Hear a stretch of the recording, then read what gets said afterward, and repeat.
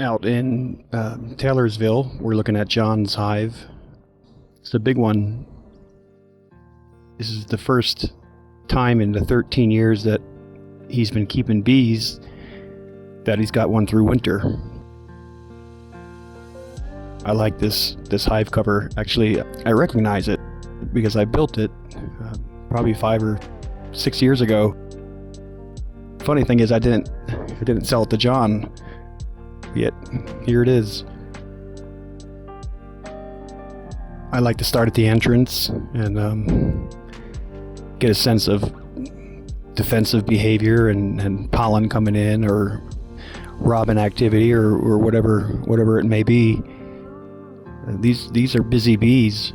It's a busy hive.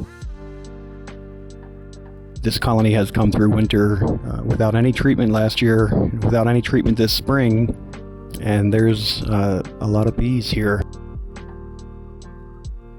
A colony like this, it's real easy to be complacent and figure they're fine, nothing to worry about here. So many times we've heard about, it was my best hive all year and now it's gone. And so what is it about a big hive? The more bees, the more mites. That is true. There's a little bit more to it than that. So here's a look at the average spring buildup for an average hive, starting with about 10,000 bees in April and growing to a peak of 50,000 in July. And as you can see, as long as the colony is expanding, the mite infestation stays the same. And by infestation, I mean the mite to bee ratio, not the total mite population, but the thing that matters is how many mites per bee there are. Problems start when the colony stops expanding. Just as they reach July, the colony also reaches its maximum population, just when summer dearth sets in. At that point, population plateaus and the mite infestation begins to climb.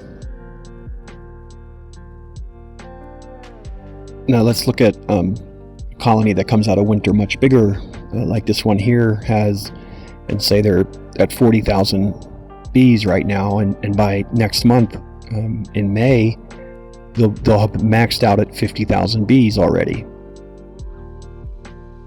That means this colony here, John's colony, is going to run into problems a lot sooner. Unless your queen has won the genetic lottery, this colony needs to be treated. And you don't need an alcohol wash to know that. You can also clearly see here why a colony swarms. Because the colony naturally loses about 2% of its population every day. So 2% of 50,000 is 1,000 bees. If the best a queen can do is 1,000 eggs per day, then 50,000 is as big as this colony is going to get. They have plenty of nurses, they have plenty of foragers, they have plenty of resources to grow bigger.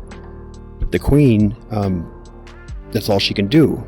So the only way for this colony to increase its population is to add another queen. And to add another queen, they have to divide.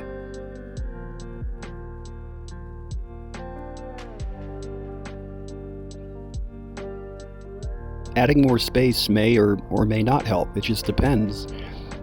If the queen is already maxed out in the space that they have, adding a box is not going to do anything to slow them down. On the other hand, if the space available is the limiting factor, if the queen can do more and the colony can do more and all they need is more space, then adding a box would help.